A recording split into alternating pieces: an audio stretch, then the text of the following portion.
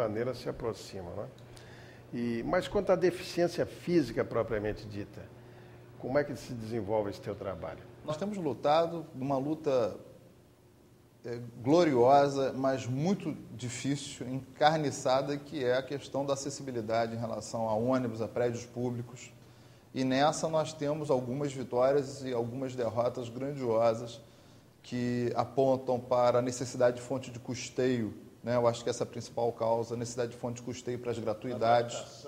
E a adaptação em que as leis vão sucessivamente dando prazo cada vez mais largos para os empresários em relação aos ônibus. Quer dizer, uma solução de acessibilidade para as pessoas, eu tenho lá militantes, eu me lembro até do Onofre de São Gonçalo, que é presidente de uma associação de deficientes, e ele sai com a sua cadeira de roda de São Gonçalo, vai à promotoria em Niterói para militar a favor do deficiente e dizer, olha, 40 anos eu não vou a um cinema, eu não vou a uma praia, porque não é só um transporte que leva as pessoas para serem cuidadas, que algumas prefeituras têm transportes que levam deficientes para a Sociedade Pestalozzi, para a PAI, etc., para fazer tratamentos evolutivos. Mas a questão é a cidadania em si. Como se faz para aproveitar a beleza de Copacabana, sendo deficiente e não morando em Copacabana? Né? Como se faz para chegar a um prédio público em que você só tem escada? Né? Para ir numa repartição pública? E como se faz para ter acesso à magistratura, como foi a pergunta do Fernando? Como se faz para chegar na magistratura se, enfim, toda a preparação envolve exercícios que passam por essas dificuldades de acesso? Né, os cursos, as faculdades não são adaptadas. E as soluções são sempre pontuais, né? Sim. Não há uma coisa generalizada. Não há uma política de atendimento gradual. Quer dizer, eu acho que essas questões, como nós vimos aí nas fotos que foram mostradas e que estão sendo mostradas agora, mostram que o Estado, quando trata com esse tipo de coisa, sempre tende a tratar demagogicamente. Faz uma comemoração, faz um hino, faz um dia, faz um feriado, né? Mas faz um evento, um congresso, mas não traz soluções, quer dizer, não demonstra que isso realmente é uma prioridade. Se gasta tanto dinheiro com coisas que são interessantes, mas que efetivamente são menos importantes que garantir a acessibilidade dessas pessoas, né? Eu queria que todos fizessem o exercício, que os gestores públicos, que os juízes, que os promotores de justiça, que os psicólogos, todos eles que lidam com essa questão, ficassem um dia sem acesso. Um dia com dificuldade de acesso, um dia bloqueado, algemado, para saber o que essas pessoas sentem durante anos e anos a fio. Né? Preso a uma cadeira de roda, preso a uma deficiência, ou andando de muleta. Então, nós temos que ter medidas que realmente garantam a isonomia, que é tratar diferentemente os diferentes. Mas então você recebe isso diretamente? A minha promotoria, ela recebe as pessoas diretamente, trata das questões individuais de risco de Niterói, mas trata das questões políticas, de construção política em 7 municípios, né, daquela região de Niterói. Então, nós temos grandes dificuldades em São Gonçalo em relação ao cumprimento da gratuidade de um ônibus. Né? Às vezes, o empresário substitui um ônibus convencional por um micro-ônibus e nesse o serviço é especial, aí só põe micro-ônibus. Ou então constrói o que eles chamam agora de micrão, que é um micro-ônibus grande, que é um intermediário entre o micro e o ônibus convencional. E aí burla a gratuidade. Eu acho que está na hora da magistratura superar também aquilo que o Paulo Lenza chama de magistrado estátua. Quer dizer, antigamente a gente ficava, não, é mérito administrativo, o administrador vai fazer quando quer. Mas a Constituição Federal trouxe a obrigatoriedade. Quer dizer, quando você coloca uma pessoa na Fundação Leão 13, sinaliza que ela vai ficar abrigada lá. Você tem que dar o tratamento digno a ela.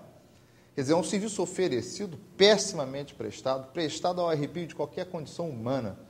Né? Então, obviamente, essa lesão é uma lesão que a magistratura, a partir de uma ação civil pública, tem que intervir de forma corajosa. Então, eu acho que nós estamos nessa transição entre o antigo direito administrativo, em que tudo era mérito, que nós temos que ter cautela, por algo que não vai esvaziar o mérito continua com o administrador, mas que as soluções técnicas ele vai apontar, mas as soluções não podem ser negadas. Então, nós não queremos dizer qual é cada tipo de solução tecnicamente. Esse é o mérito administrativo. Mas dizer que aquelas pessoas têm que ter atendimento, isso é uma obrigação. Isso não é uma faculdade do administrador. Portanto, a Constituição Federal, quando elegeu essas prioridades, restringiu o mérito. Eu não posso fazer um campo de futebol e negar a maternidade, e negar o atendimento. Né? Porque isso é uma leviandade pública. Fale conosco. www.justiçasemfronteiras.com.br. Sem cedilha, hein? Muito bem, a doutora Carla Mello, aqui do Rio de Janeiro, me faz a seguinte pergunta. Primeiramente, gostaria de parabenizá-lo pelo programa e pela qualidade dos trabalhos desenvolvidos pelo senhor e por toda a sua equipe. Nos dias atuais, pergunta a doutora Carla, como o senhor descreve o papel da Ouvidoria Geral da Justiça para a população fluminense e qual o maior desafio a ser enfrentado pela atual gestão? Doutora Carla, deixa eu lhe falar uma coisa. A ouvidoria, para mim, é o futuro do Poder Judiciário. Nós estamos vivendo um momento de transição.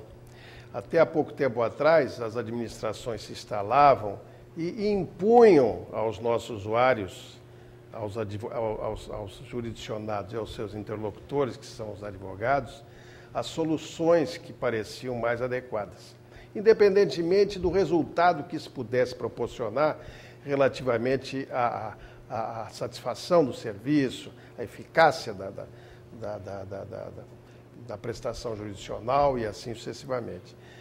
Com o advento da ouvidoria, nós invertemos esse processo, quer dizer, a ouvidoria é uma pesquisa permanente de satisfação, de onde nós vamos extrair os dados necessários para o estabelecimento de políticas públicas de atendimento. Isso é que me parece muito importante. É o futuro da magistratura. E o futuro, minha querida, é agora. Muito bem, chegamos ao final do nosso programa. Só nos resta agradecer, muito especialmente, a presença do Dr. Sávio Bittencourt, que deixou lá suas inúmeras atribuições para vir aqui conversar conosco, com os senhores especificamente, e trazendo essas ideias tão importantes e tão esclarecedoras. Eu tenho certeza que os senhores gostaram demais do nosso programa nessa oportunidade, ok? O direito não é dominado pela sociedade. O direito é um retrato da sociedade num determinado momento histórico. Até uma próxima vez.